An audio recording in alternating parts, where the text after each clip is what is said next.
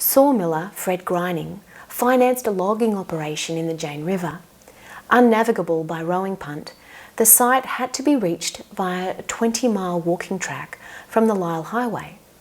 Charles Abel and his 3 eldest sons pioneered the operation, cutting a track and building a log cabin.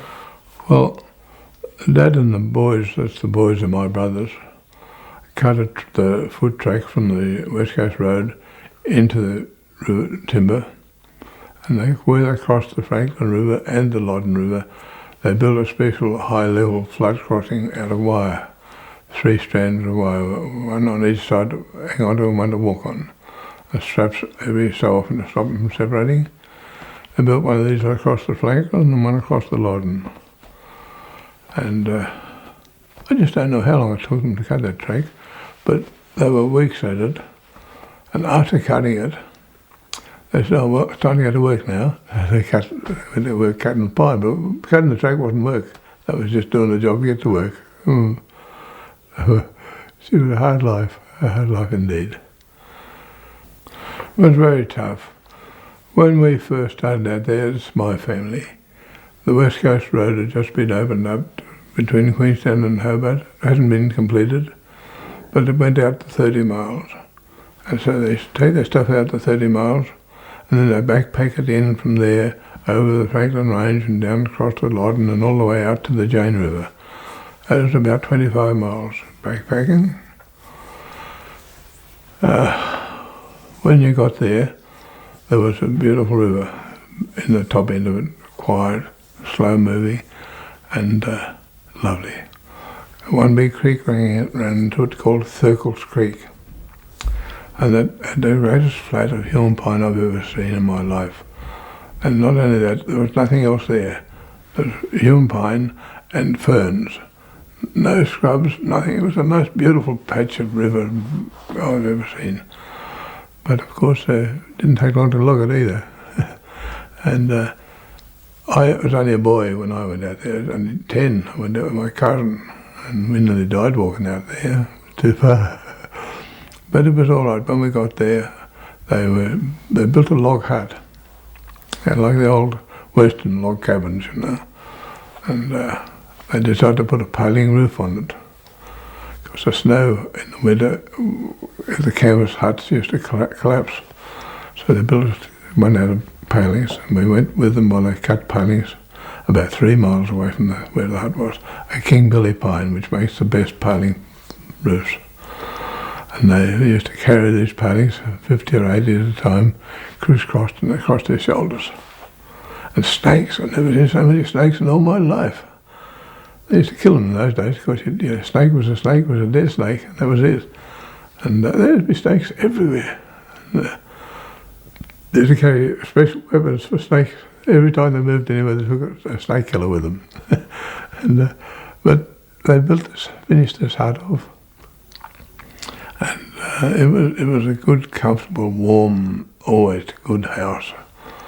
First started to log from the West Coast Road, and then they decided they needed a punt. So they had to bring one up the river. They couldn't bring one out and down across the Buttongrass Plains 20 miles. They wouldn't go down the Franklin, and they couldn't go down the Jane. And if they went down the Franklin, they still have to come back up the Jane. So decided to bring the punt from Strawn and go up the Franklin and into the Jane and up the Jane. The Jane has 3 gorges up to where the timber was. They went through the first gorge with the punt. I'm not too sure whether they went through the second one or whether it was the third one. But I think they went through the second gorge with the punt. But the third one, they just couldn't get through it. So the old man said, "Well, we can't go through it, let's go over it." And they went over the hill to the left-hand side of the river going up. And they went up about 2,000 feet, I suppose, and down the other side into the river again. And then they used the punt in the river from then on. It's nice and flat and level and clean river from then on. Do you know what a block and tackle is when I'm talking about a block and tackle? In their case, it'd be 2 and 1, double and single block. And you've got to put a holdfast in to hold the single block in place while you pull up to it. At the same time, you couldn't have the butt hitting on rocks. It had to go on smooth going all the time. So where there was any rocks, they had to take skids from down at where the tree line was, because this was a button grass hill. They had to take skids up to keep the punt above the rocks. And then all the same on the other side, when they were down, they had to keep skids underneath it to lower it down again on the other side. So they carry skids up and skids down to keep the punt on safety. They also had to make holdfasts to put the rope in to hold them to pull it on. So it was quite an effort. It was quite a big job. And that was an 18-foot punt too. After some time, Abels abandoned the logging operation to work on the nearby Jane River alluvial gold field. Grining sent 3 other men out to take over the job. Albert Grining was in charge. Ron Penny was his offsider. Yeah, we had to go down and check, assess the timber, and Nano, we called him Albert, was his name. We never always called him Nano. He was in charge, and I was sort of assistant with him, and Wally, her name just at the moment, is gone. Anyhow, there's the 4 of us. We're the same 4 that done that, and we went and got the boat out of there. We went down the Jane, and I don't know now, it was quite a few weeks.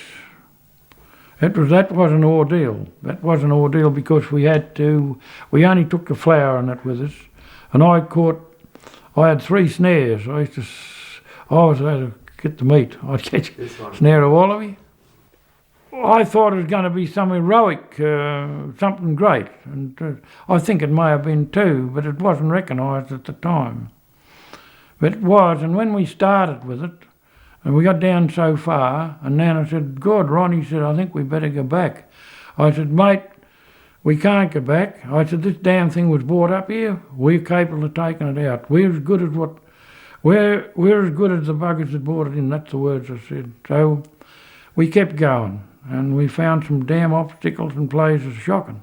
But we took the boat out, and we took it out and took it around and over, cut poles and stuff, and took it down, right through the river, all the way, right through. These men didn't know that the Abels had taken the punt out of the river altogether and hauled it over a hill, still marked on the maps as Punt Hill, which is across the river from Abels Peak. When Abels first went to the Jane, they actually had 3 rowing boats. And when you come to the first gorge, you've got to take the boat overland, which is about 2,000 foot high, the hill. And they cut tracks up over the top of that, and they took the 3 punts over. They left 1 on the other side of the gorge and took the other 2 on up, and when they got through the next gorge, they left a punt there, and then they took the other one through the top gorge, which wasn't so bad as the other one, 2 gorges, and they used that up at the camp for doing or clearing logs or crossing the river, whatever they wanted to do. So they had actually 3 rowing boats in the Jane. And it was terrifying. And we were terrified because we knew, when we got so far, that our boat was our lifeline. See, in those places, if you fly over it today in a helicopter or an aeroplane, well, you've got to imagine yourself down in there with no other means of being able to get out or whatever. And we knew that, and we stayed as a 4 of a bunch of. We were very tightly clapped. We didn't worry about anything. We had one thing in mind, and we done what we had to do, and we got through. And there's been a lot of contradictions. I don't care. It's the truth, and it's all that matters. We done it, and we got down the river, and they were on our way. Gordon Grining was on his way coming up the Franklin, hoping they'd find us. My dad had been killed, and that was on the 13th of January 1935. It was on the second day, but we didn't get very far in the day because we had things to do besides. We didn't just a matter of get down there. It wasn't a matter just to get down. He was taking out the logs and stuff. Anyway, well, when we got down into this gorge, we were terrified. And if you panicked, you don't panic. You couldn't panic, because if you did that, well, you'd be that'd be it. That's the end of the line. So there was none of that. we just ground our teeth together and kept poking along down. We one day there, I feel there on one particular day, I don't think we got any more than 3 or 4 chain of the boat. It was shocking. And that must have been where they took it over the hill, because there's no way knowing you to get the boat up through it. That's what had us. Now that's the story I never thought of telling you before. We never couldn't realise where the hell where they took the boat. Or they've took it over the mountain there, or over the range, or what they call it, Punt Hill or something. I don't know. I wouldn't know. But all I know is we followed the river, because we knew the river run into the Franklin run into the Gordon. And he said, we'll follow her down, and that's what we did. And that's it. Well, we had to keep it on wood to the best of our ability, because of rocks, limestone, and that big, and the river was very narrow and rugged, and we kept it on wood as much as possible, and we carried it light, not heavy, that 2 of us, one on each end, could lift it, and the 4 of us could handle it, if you understand. You have to take your stores and everything out and carry them along? Oh, yeah, what we had was not much. Wasn't much. There was only a bit of flour. I tell you what, we lived on flapjacks. There's no making bread. There's no making bread. We used to just mix of flour and water and do it in the frying, making the pan flapjack. Real, she's tough going, mate. Tough going. Well, we never really lost control of it, but we had a hell of a job to. Yeah, we had that in mind, that we couldn't lose it. We just had to. Whatever happened, it was number one. We just had to. If we'd have lost it, well, we wouldn't. I don't think I'd be here now at that particular time. We didn't know any of it was in front of us. We didn't know. But all we knew was the boat had come up, and he took it up, and we had it. We were taking it out. As far as we knew, they'd brought it up the river. When we came to the one particular, you've got a photo of that. Yeah, one particular waterfall we come to, and it had us didn't know what we were going to do with it. So we had the block and tackle, of course. We had that with us, and we got the single block, one of the double and single. We used the single block, the old out, and we hooked it up to make sure, and we had the punt going down over on the edge on wood, going down the water was under the boat, but no water in amongst the rocks. You couldn't float it. It wasn't wide enough. So we made it so as we could get with the wood, keep shifting the wood from you call them skids if you call them, and we'd shift them one down, and the boat was pretty near on us, pretty well up and down. We had to go very quiet with it, and it was very terrifying. We give her a few bumps and knocks, but that's the only thing I can tell you. All I know is that we got it through there all right.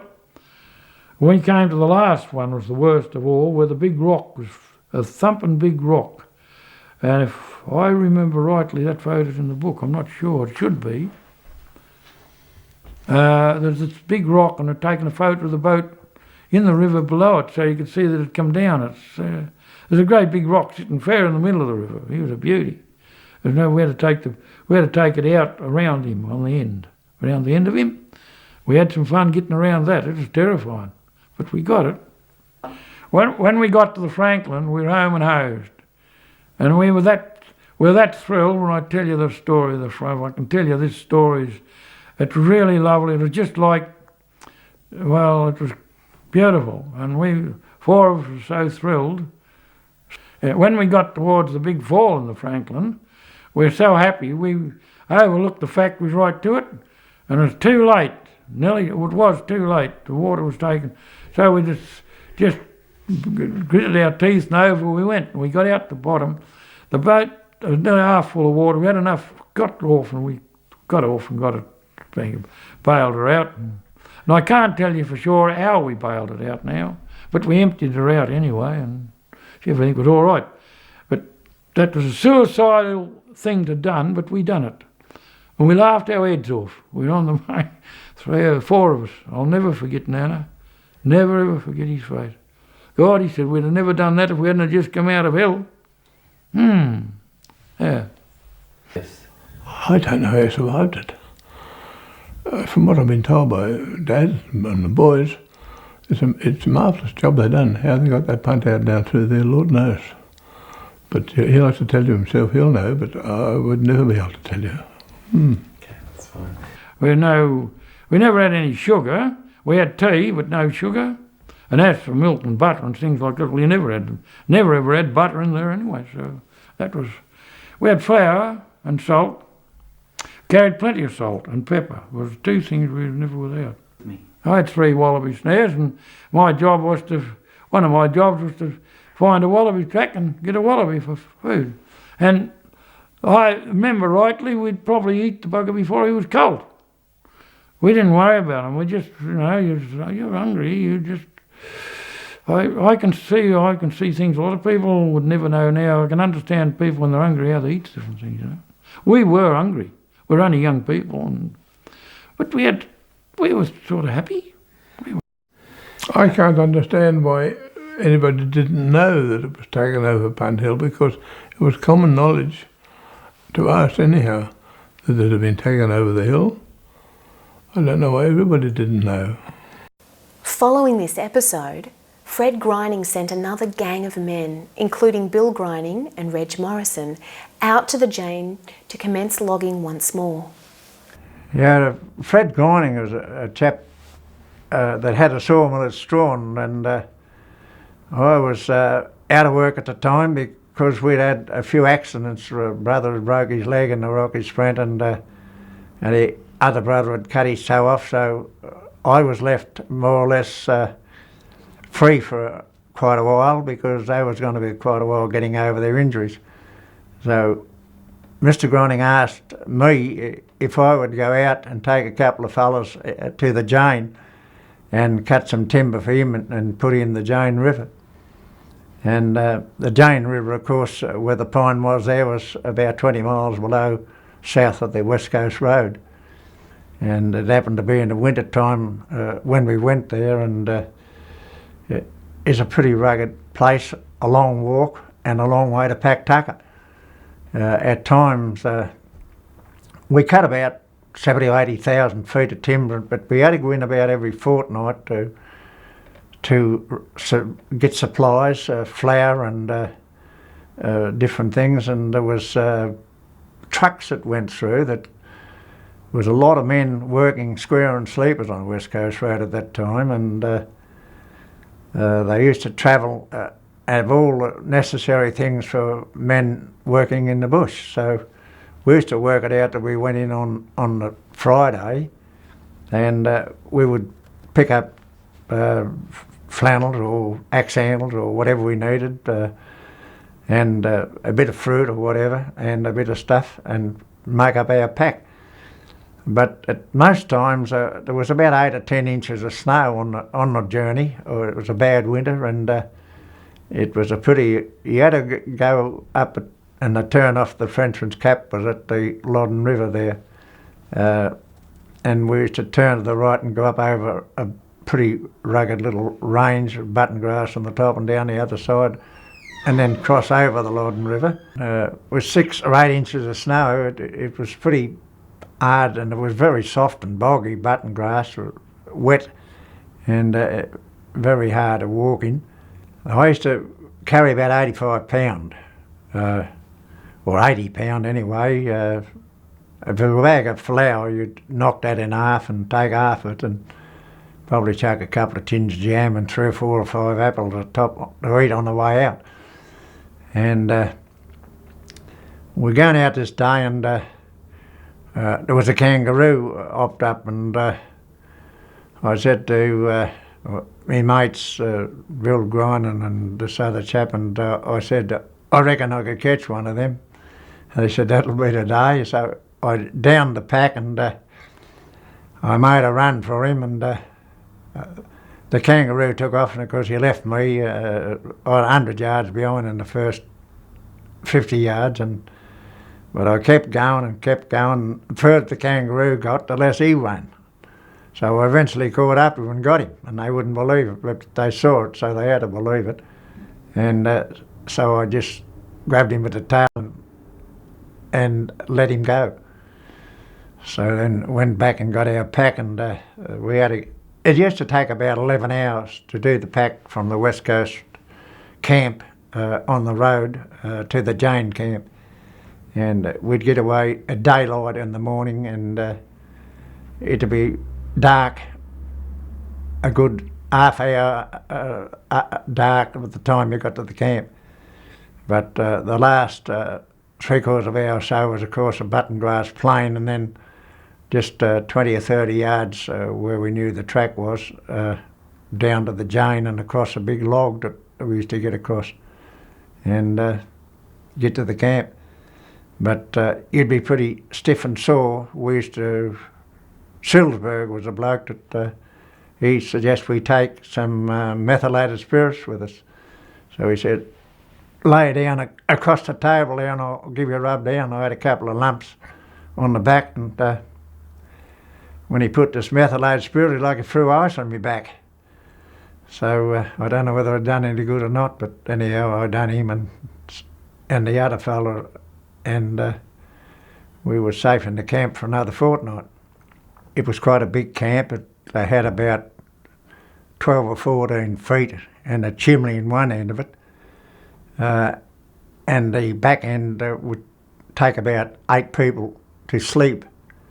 And in the summertime, you're pretty hot out there, and a hell of a lot of snakes, about the worst place I've ever seen for snakes.